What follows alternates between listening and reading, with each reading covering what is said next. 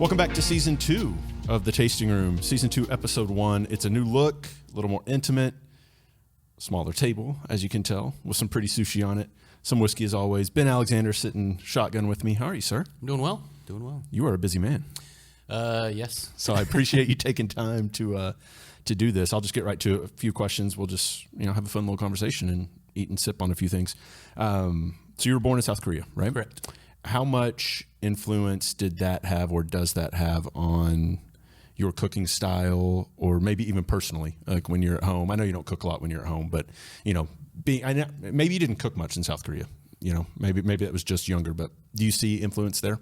I do. My parents always, wanted to keep the Korean culture because I'm adopted. Right. So they wanted to keep the Korean culture in our childhood and even growing up and stuff like that. So we'd eat a lot of Korean food. I really didn't start dabbling into a lot of Asian food until I was probably 18, 19 years old, cooking-wise.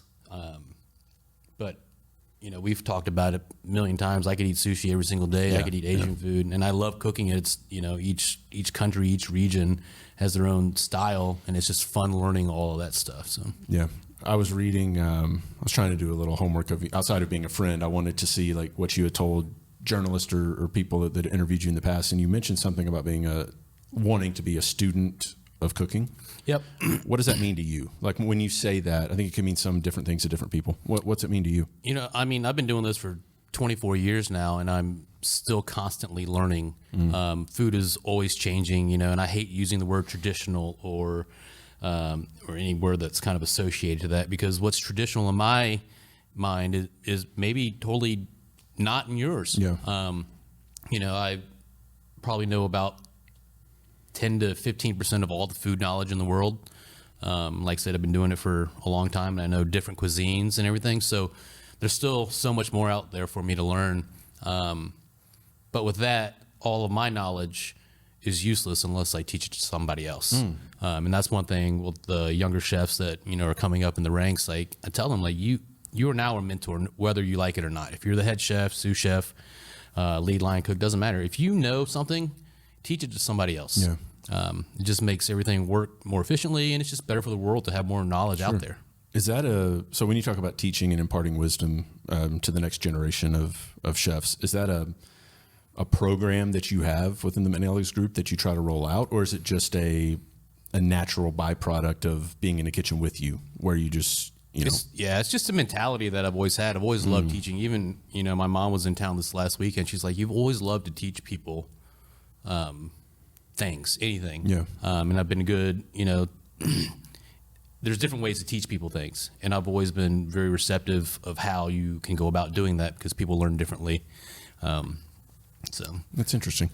Well, speaking of learning, I was going to ask you, do you have a running tally of how many kitchens you've worked in? No, it's a lot. Too many. Okay, so let me ask you, this might be an easier question to answer. Of the kitchens you've worked in, is there one that you can pinpoint that you took the most from, that you learned the most from? Probably Cafe Terracotta in Scottsdale, Arizona. It was really, truly my first time to dive into all the stations.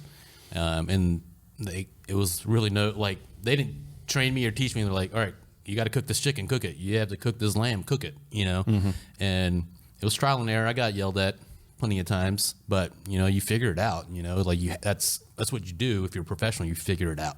Yeah. But yeah, definitely. I mean, it was Southwestern cuisine, I was but it was about to ask very, what kind of food it was. Yeah. very heavily backed in like French roots. We're making all the mother sauces, but it was a twist to it, and it was really fun. And I was, I don't know, probably 18 or 19 years old, and it was intense. It was a huge restaurant, being in Arizona. The Phoenix Coyotes were playing there, and sure, a lot of them would come in there and bring their kids, because they had a brick oven pizza oven, and they'd stand around with their kids watching me. It was totally intimidating. Just big old burly hockey players watching you cook. I'm like, oh, I hope I don't mess this up. They're going to beat me. Right. So you said you've been doing this for 20 years, and you were that young when you were at Terracotta. How young were you when you first were in the kitchen? 17 years old. Okay, so not far before Terracotta. That was one of the first ones. Okay, that's interesting. Yeah, it's cool that you. So has there been a mentor? Was it maybe someone at Terracotta where like you hear almost like you hear people say it about their parents, where you're like, oh my God, I sound like my dad. In the kitchen when you're, barking out orders and when you're doing this or that, do you ever have that moment of, oh my God, I sound like Chef someone? Yeah, I was actually the managing partner of the Bonefish Grill in Littleton when I worked there. Sure. Got out of the Navy and worked there, but he had a restaurant previously before Bonefish, and this guy was just business savvy. He was, a back of the house guy that turned, front of the house essentially, but just the way to talk and interact with people, because at the beginning there, I was a big old a-hole. People, you probably wouldn't even like me back then. Coming out of the Navy, yeah. Yeah. I was like, this way or the highway. Sure. And he taught me about, a lot about just respecting people and respecting the processes and respecting the food. And, but yeah, like I've taken a lot away from, Michael Sagrillo is his name. Sure. Just an all around business sense and how to make money in the kitchen and how to make money in the front of the house. So that's important yeah. when it comes to business. Yep. Did you cook in the Navy? No. Okay. Nope. Okay. I was in a squadron attached to the USS Nimitz. Did 2 deployments. Lots of hard work, lots of sweating, lots of tears, and got out. I thought I was going to be a lifer. Did you? I was like, oh man. I was like, I didn't like being away from family and friends for that long, and I was like, well, I've done my service. I've done what I needed to do. Went out and moved to Colorado, and pretty much snowboarded for the next 4 years. Nothing wrong with Went that. to school and met my wife up there. So That's awesome. it's all for a purpose. Yeah. Well, thanks for your service. Yeah, First off, thank now I'm curious. When I think of running a kitchen, and I don't know. Of course, my phone's going to start buzzing, but it's on silent at least. I don't know what it takes to run a kitchen at the level at which you run a kitchen, right? I know what it takes to run my kitchen, and it takes preparedness, organization, things that now, remembering that you served, seem to go hand in hand. Do you see like the organization and the structure that you learned serving in the Navy applied in a kitchen? 100%. Yeah. It's all about, your mise en place, your organization. Mise en place is just having all your stuff ready to go. Mm-hmm. And, just treating the food with respect, we're taking raw ingredients and turning them into something that people want to come back for, day in and day out. But, there's some people that aren't very organized and trying to figure out how best to help them get there and give them the tools to succeed instead of just letting them fail. There's a point where, yes, you're going to have to let them fail so they learn on their own. It's the best way to learn sometimes, right? Yeah. But, we give them the tools to succeed. If they don't use them, then that's their fault. So. Right. So speaking of organization, how many kitchens and concepts are you over right now at McNellie's? I don't know if I said this. You're the executive chef. Is that your title? Vice President of Culinary Operations. That's a much better title for the McNellie's group. So how many kitchens, concepts are you over right now? Man, I tried to count them the other day and I got lost. But I think we're at a running total of like 23 total restaurants. Good night. And I wasn't even because it's outside of Tulsa too, so I wasn't even thinking the other ones. Oklahoma City and Little Rock. Yeah. I think we had 10 or 11 different concepts, and we have, we're opening Red Light Chicken right now. We just opened Mr. Kim's, and we have, in the next couple of years, I think 4 or 5 more projects. That's awesome. So it's awesome, but it's also tiring. Right. I want to get to how you are alive and like how you schedule time in a minute. And I want to talk about Red Light and Mr. Kim's. There's some delicious food in front of us that I want you to talk about. So Yokozuna, for those that don't know, maybe you just don't like the sushi because everyone knows Yokozuna. One of my favorite restaurants in town. What about Yokozuna is special to you?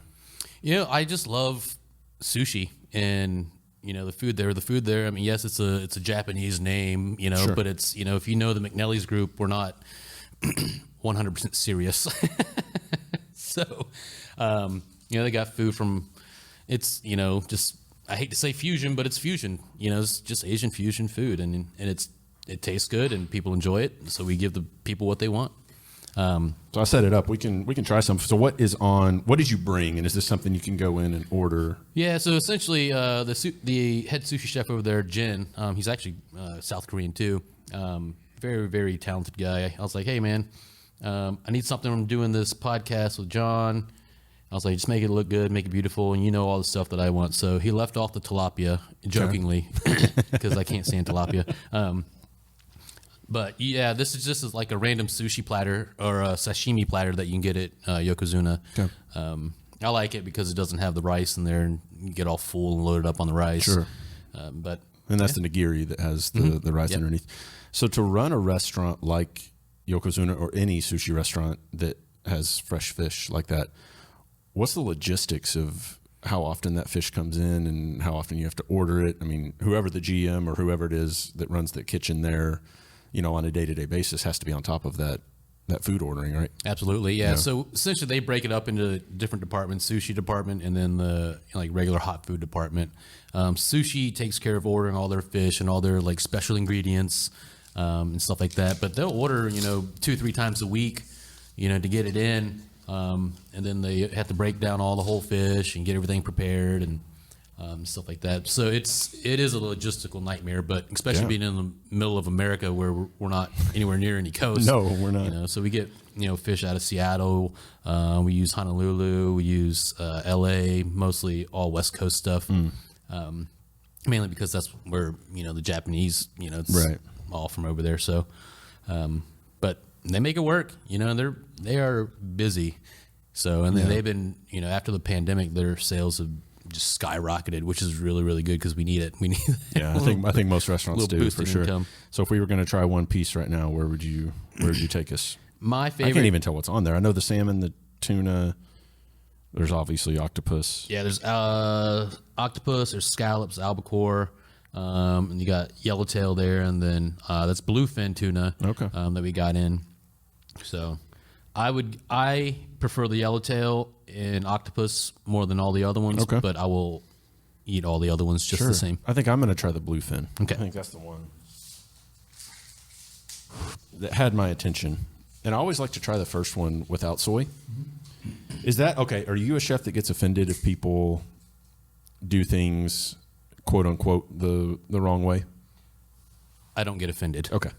At anything. Because you see or you've heard of horror stories where you're sitting at a sushi bar, at the bar in New York or something, and if you dunk in soy sauce instead of whatever they think is the right way to do it, they'll scald you or they'll scold you, I guess is the right word, but you're not like that. You're not going to come out of the kitchen yelling. No, you're paying my bills. I'm not going to tell you how to eat. Fair. All right, let's try this one. Yeah, it's really good. That is really good. And that's one thing I don't get enough. I normally lean towards the nigiri, and it's because I want to get full. Yeah. To be honest. Because I feel like I could eat this platter of fish 5 times a day, probably. Yeah. Absolutely. That's the crazy thing about sushi is you eat it, you're full, and 15, 20, 30 minutes later, you're hungry. Yeah, you need you're ready to go. Yeah. Bag of Doritos. Right, exactly. We can keep picking at this as we move on, but you mentioned Mr. Kim's and Red Light Chicken. Let's start at Red Light. It opened, so we're recording this on a Thursday. It opened, 2 days ago? Yep, on Tuesday. The concept behind that, the genesis for it, where did all that come from? Well, it used to be El Guapo's, and none of us wanted to redo El Guapo, so we just kind of had a round table, and fried chicken came up, and we debated about it for a little bit, and then we kind of just settled on it, and then the whole concept kind of just took off. The naming of the concept, and, to the food, but the naming of the concept is very key because that building used to be an old brothel. Ah, okay. Yeah. So the Red Light Chicken is why we named it that. Yeah. We have a mural of Pauline. She was the brothel keep, the madame, and it's a pretty fun story. That makes more sense now with the name too. Yeah. They Red have Light. in the May room, which is our main dining room. They have the wallpaper still existing, and it separates essentially each room, and you can still see it behind the wire, chicken wire. It's a really cool story. But it's just traditional fried chicken. You can get a quarter, a half, or a full, spicy or regular. We have chicken tenders, and then just all the traditional regular sides. Yeah. Just we wanted a small menu. We didn't want to have an expansive menu because, it seats almost 300 people. So it's hard to manage. Is that the challenge with that space? Is the size? Yep.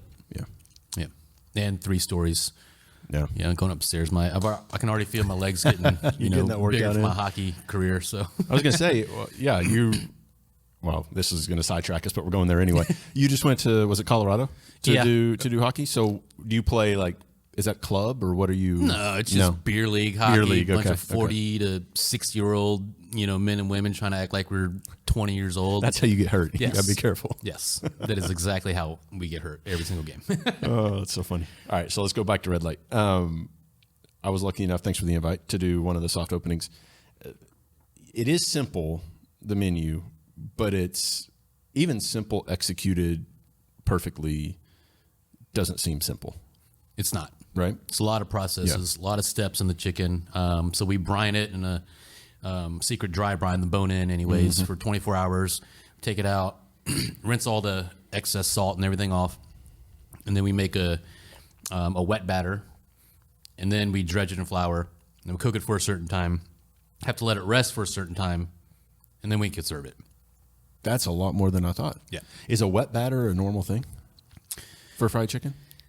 Not real. I mean, yes and no. A lot of people soak their chicken in buttermilk, so that would be their Okay. wet batter. But I've found that soaking it in buttermilk and doing the time and temperature that we do, the breading gets really dark, almost burnt. So I omitted any kind of dairy to it because of the sugar, essentially the sugars in the dairy, and it turns out a better, product. My main thing with eating fried chicken, I'm not one of those guys that man, that's the best fried chicken I've ever had. I've been to Ishin's, I've been to Gus's and Haggis. Those are both really good. Yeah, and they're all really good fried chicken. But I'm like, it's not like a life-changing experience when I eat fried chicken. But when I eat fried chicken, I don't want the crust just to taste good. Right. I want the whole entire experience to taste good. The chicken to actually, because if you get through the crust and that's the only thing that's seasoned and flavored, you're just left with bland chicken. Especially if it's dry. Yeah. Yeah. No, that's a good point, though, because I've been to Ishin's and Gus's and a bunch of fried chicken places, and I remember the experience of being there more than I remember the experience of the chicken. But I can also tell you, I've had some bad fried chicken. Yep. And that stands out more than how good the fried chicken was at the places where we know it's good. Correct. So Yep. that's interesting. Okay, so then Mr. Kim's. So Red Light's open, doing well. Mr. Kim's opened, what, probably a month and a half prior to Red Light? I'm going to say it was in April. Okay, so a little bit longer. Yeah. Okay. And so obviously, I was going to ask you, and I think I know the answer, but I want you to explain anyway, if that concept of Mr. Kim's has more of a special place in your heart than most of the other ones that you've worked on. Yeah, definitely. I mean, it's named after me, and the menu's entirely mine. And, Elliot, was very, grateful to let me do all that, Like I said, I love Asian food. I love cooking it. And it's kind of like my culmination of all my Asian, culinary knowledge, because it's not all just Korean barbecue. It's on a premise of Asian barbecue. I want to get that out there big time because it's... Yeah, let's dive into there a little bit. So there's misconceptions about what that means, right? Yes. What do you want people to expect if they come into Mr. Kim's? I want them to expect Asian food from all different countries. I have sour cream and chive udon on the menu. Yeah. That's nowhere on anybody else's menu. You know what I mean? It's true. I made it one day for lunch because I was just messing around and I loved it, and it made it on the menu. Is it as simple as it sounds? Yeah, pretty much. Yeah. You make a dashi, and then you add sour cream and a lot of chive and bonito flakes, and it's just good. Yeah, it sounds good. Yeah. But it's we do have table grills. They're actually Japanese table grills, not the traditional, and I hate that word, right, Korean barbecue grills. But we have bulgogi, we have galbi, but we also have what we call little baby steaks. You can get prime ribeye, prime strip, prime fillet. We have lobster, shrimp, mushrooms, broccolini. One of our appetizers is a beef tartare that is kind of Korean, but it isn't. But is that the one with gold flakes? No, it has caviar and a lot chive on top. We use Japanese milk bread and we toast it, and with bone marrow, and it's just all the food that I like to eat. That sounds delicious. Was there a appetizer I was thinking of that had gold flakes, or was that just the drink? I think that was just the drink. Just the drink, yeah. And that was I think it was an old fashioned. Yeah, yeah. It was a real fancy old fashioned. It was where you're drinking gold, literally. But it was just fun. It's fun. It's good food. I mean, the dumplings were out of this world. Yeah. But it was fun, and it's a fun experience. And if you haven't been, go just to experience that. I haven't even had a chance to come back and experience the sitting at a table with the grill. Like I sat at the bar and ordered off the menu, but it's just a cool environment. Yeah, we've been booked out on the weekends, Thursday, Friday, Saturdays for you're out 3-4 weeks, so got to plan ahead. But yeah, I mean, it's just fun. Like, and it's nothing really in Tulsa like it. And to be able to bring that to Tulsa and be, I don't want to say pioneer, but like hopefully more of these places pop up, whether it's us or another restaurant group. I don't care. Just bring more of this to Tulsa. Bring better food to Tulsa. So, where do you think? This is a big question. It might take a minute to answer. So, even since I've lived here, I moved here 2011. I've seen the culinary landscape just in Tulsa evolve. I don't even know how many fold, 10-fold, 20-fold. Just that, and now, Justin's opening up a Nordic cuisine restaurant, and there's going to be options that 10, 15, maybe even 5 years ago we would have never thought would be here. You were just talking about open up cool restaurants. What do you think is next? What's the next frontier? What's next to venture into that we haven't as a community really ventured into yet? Man, yeah, that is it's a big question. It's a hard question. And you can even take it from other cities where you go and you eat something and we don't have that here. What do you think that would be? Yeah, I guess, I don't know. This is going to sound really bad, and I'm not like pinpointing anybody. I just think the level of consistency in Tulsa needs to be better. Like, if you go to a restaurant, it needs to be consistent every single time you go. Being in the Phoenix area, in Denver, some of those bigger cities with higher population, you have more talent pool. Yeah, in both front and back of the house. So the cooks and the servers and bartenders. Going to dine in Chicago or New York City, the level of service there, even in just like regular restaurants, is way above the majority of the people we have here. And I'll pause you there to say I think some of our food when it's on is on par 100%. With cities like that, but it's and it's not knocking our service, but in New York, like the one time I ate at 11 Madison Park, that's a career for people, right? Whereas in most, and this is not just a Tulsa thing, in most other cities that aren't New York, Chicago, San Francisco, LA, maybe Miami, it's a job that you take when you're in school, or it's a job that you take as a bridge to another job. Whereas if you're at a place like that, in a city like that, you're making as much money as you would going and getting a law degree. Yeah, absolutely. Bull and Alley is the same way. They make a very good, living over there. But yeah, I'm not knocking the servers or cooks or anything. It's just, like I said, it's just a bigger talent pool to pull from. We're getting more chefs from outside of the city coming in, like Kevin Nashin, from St. Louis. He has James Beardward, has 2 restaurants here. Bobby Benjamin, it's coming He's on the podcast tomorrow. Yeah, I think, from Louisville. Yeah. So it's good to see that.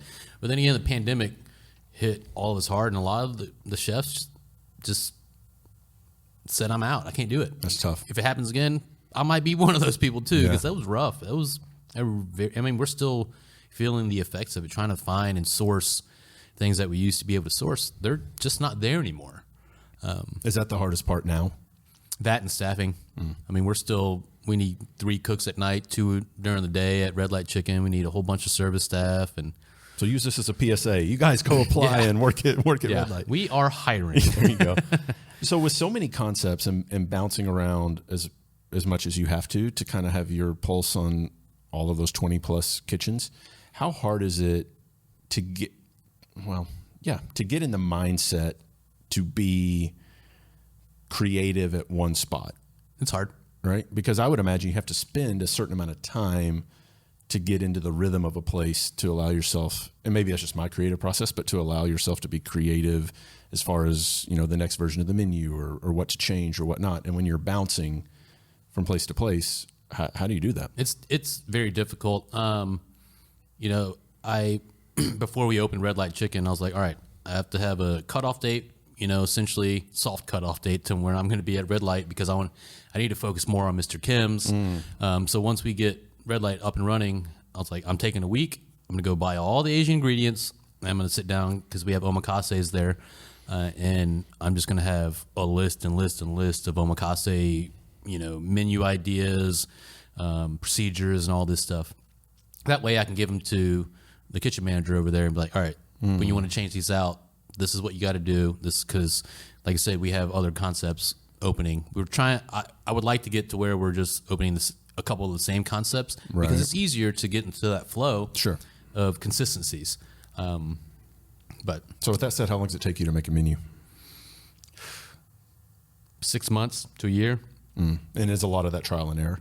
Like, you can brainstorm the first menu pretty quick, and then it's going through and testing it out. So what I do whenever Elliot comes to me with a new concept or something like that is I'll exert all the ideas. Like, you pick which ones you think you want, then I'm gonna hammer those home. Instead of just kind of spinning my wheels, like, all right, taste these 5 today, taste these 5. Like, you pick what you want. I'm gonna make the best version of those that I can, and then we can go from there. That's man. It goes back to the Navy and the organization, because if you weren't an organized person, you could drown very easily in, because everybody thinks their fire's the hottest, right? Yeah.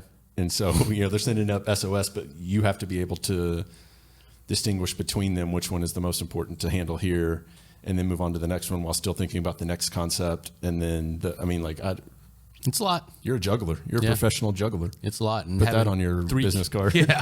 And having 3 kids, and they're all, most of them, they're all playing sports and activities and balancing that life. It's a wild ride. So I'm going to pour us a little bit of this whiskey as I ask you the next question. In one of the articles, I think it was maybe when you were talking to Tulsa People, you were talking about how the chef community here is unlike any other that you've ever been a part of. I was curious if you could expound on that a little bit. What makes the chef community here special comparatively to others? And then I'll pour us some whiskey. Sure. Definitely pre-pandemic, we were really close. Like, we cared about each other, down to the families of, what our kids are doing, this, that, and the other. And if somebody was struggling with cooks, we'd send one of our cooks over there, vice versa. And Tulsa is a very charitable community. I think it was rated like one of the top charitable, cities in the nation. Kaiser probably has a lot to do with that. Yeah, probably. Yeah. If you're going by money. Yeah. But when we had our nonprofit, Hearts of Steel, I could rely on having 20 chefs at our events to do, to cook food and all this stuff. But that was like that same crew of chefs in Tulsa. We would just pop around to all the nonprofit, galas and all that stuff. And, we just generally just cared for each other, because we knew the grind everybody was in. We're all in the same grind. We're just in different restaurants. True. So it was cool to see, and it's kind of tapered down with the pandemic. Everybody's still treading water, barely with their head above water.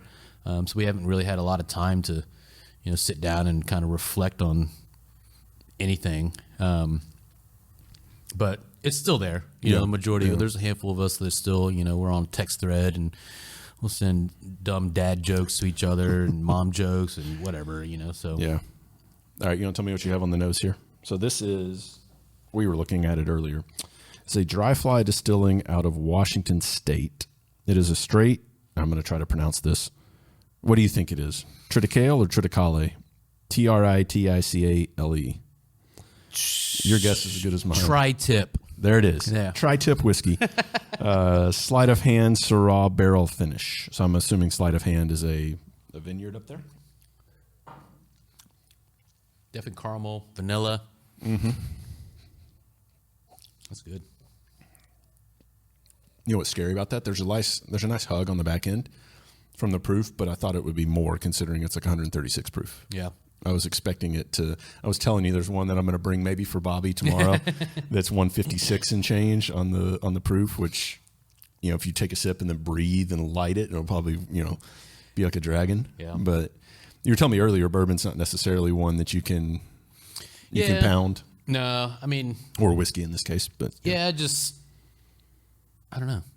I've gotten into it, for a couple years, and then just kind of dissipated. I'm a wine drinker. I drink wine all the time. I should have asked you, because then I could have brought the appropriate drink. I'll still drink it. Yeah. So you've mentioned your family a couple times.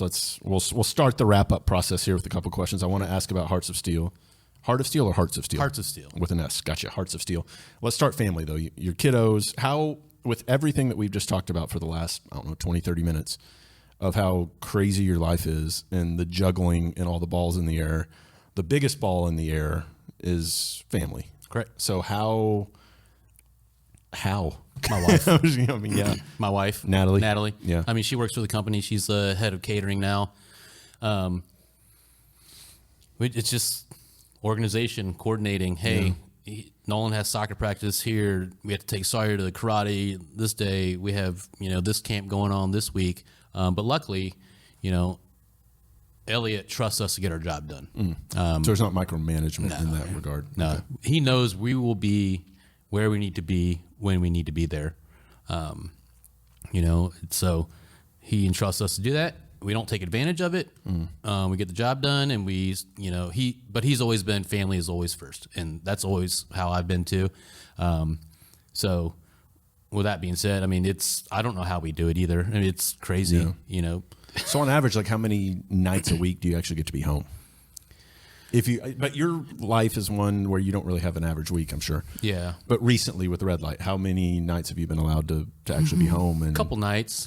Yeah, a couple nights, which isn't bad, I mean, now I've been able to,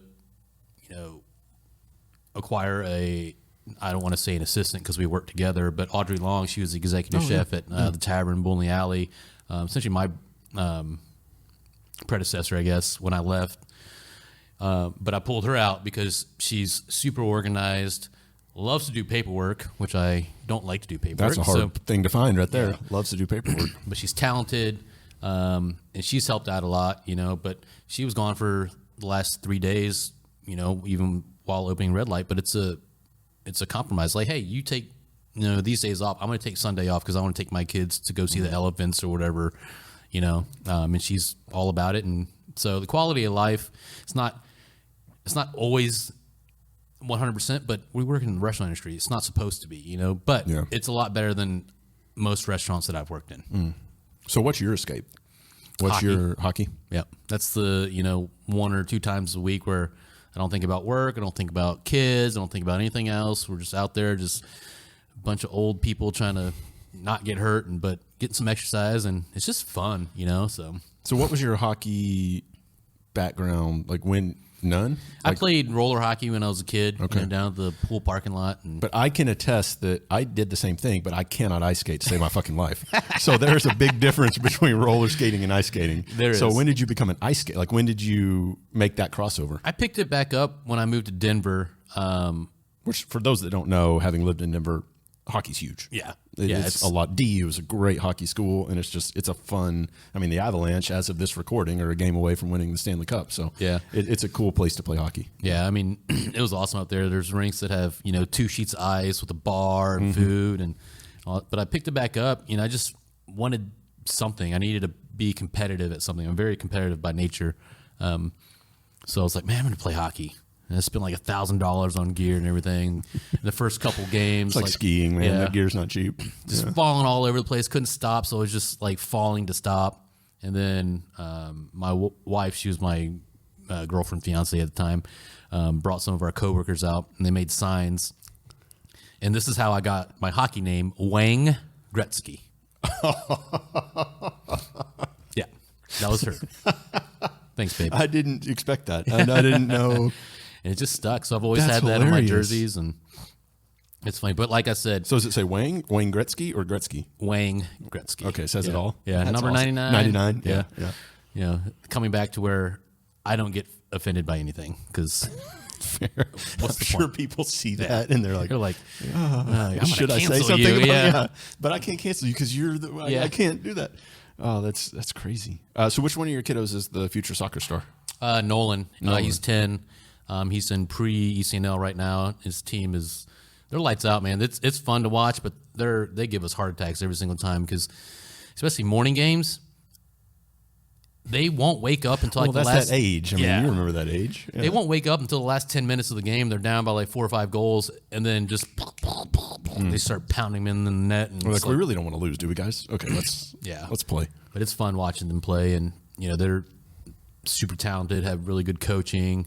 Now, did that soccer gene, come from you or Natalie? I played soccer. Okay. You know, growing up. So that was your kid sport, and then Yep. it transitioned to hockey. Yeah. Yep. That's interesting. All right, we'll wrap up with Hearts of Steel.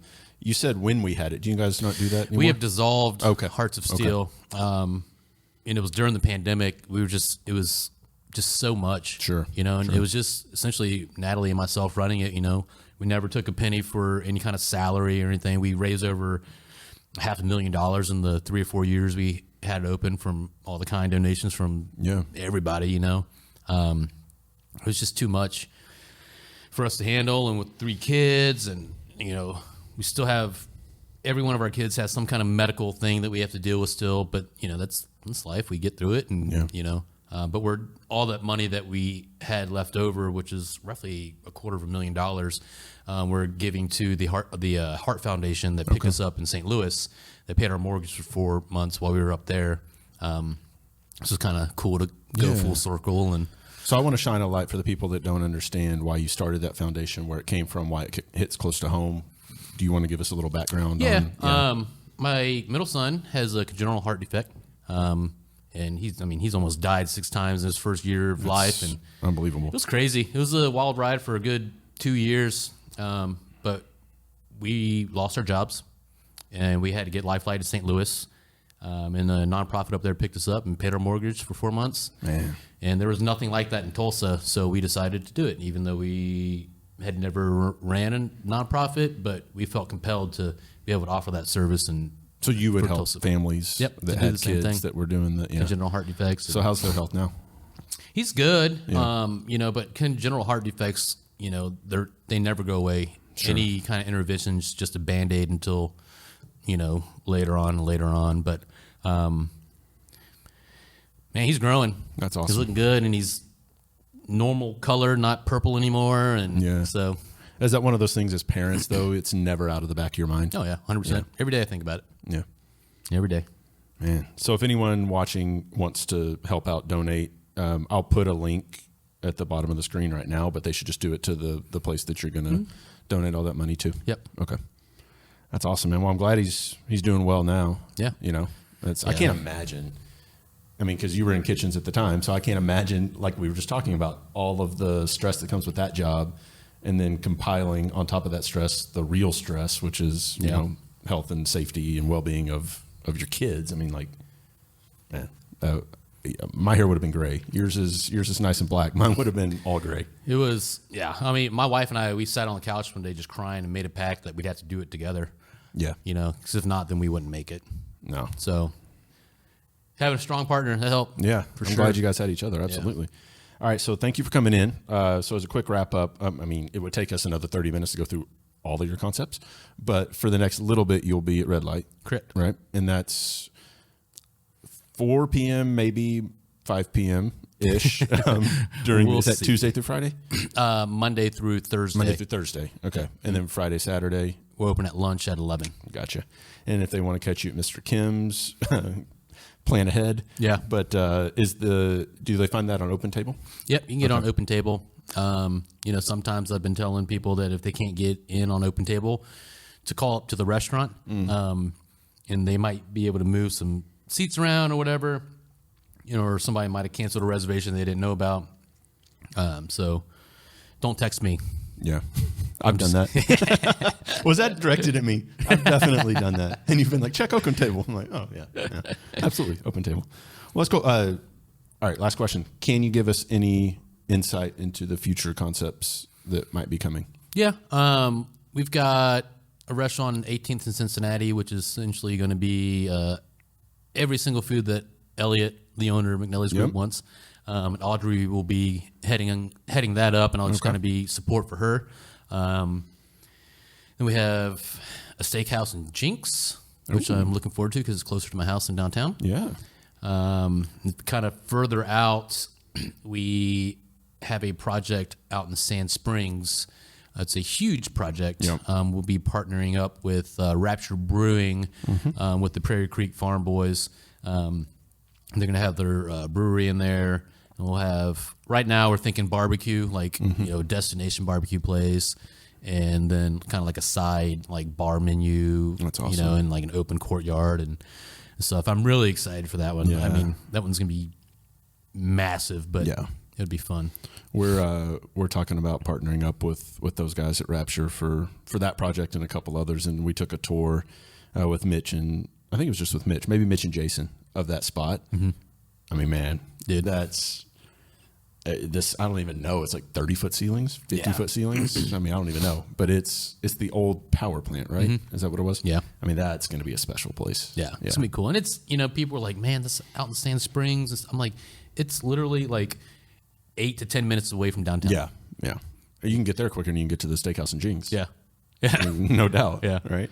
Well, man, I appreciate you coming in. I know you're busy, so Absolutely. We'll let you go. I think I kept you from one meeting, so Yeah, I don't want thank to you. keep you from two. Yeah. Thanks for coming in, man.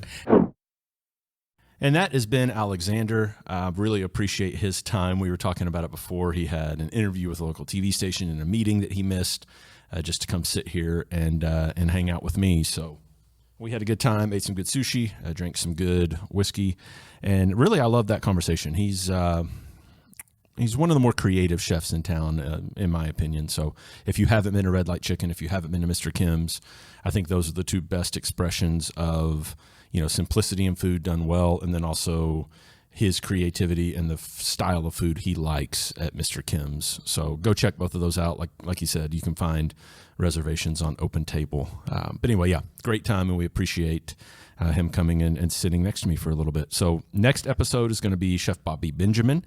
He is the man in charge of the kitchen at Lowwood, which is one of my favorite restaurants in town.